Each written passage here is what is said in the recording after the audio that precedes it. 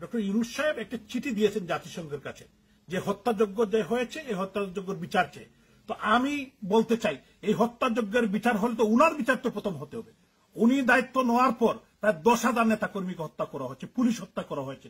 এই বিচারের কাঠগড়ায় উনাকে দাঁড় করাতে হবে। আমরা জাতিসংঘ সহ বিশ্ব মানবতার কাছে আমরা তুলে ধরছি।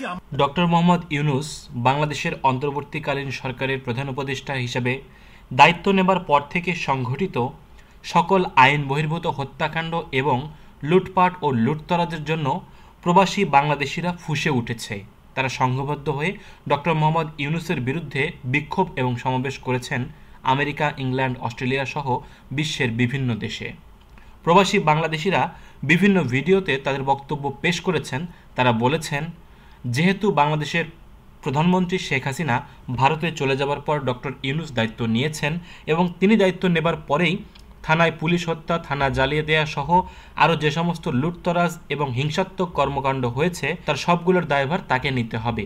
কেননা দেশের অস্থিতিশীল পরিবেশ সৃষ্টি করার পেছনে তার হাত রয়েছে বলে দাবি করেছেন এই প্রবাসী বাংলাদেশিরা এবং তারা এর জন্য জাতিসংঘের কাছে বিচার দাবি করেছেন এবং ইন্টারন্যাশনাল কোর্ট অব জাস্টিসে ডক্টর মোহাম্মদ ইউনূসের বিরুদ্ধে মামলা করার ঘোষণা দিয়েছেন।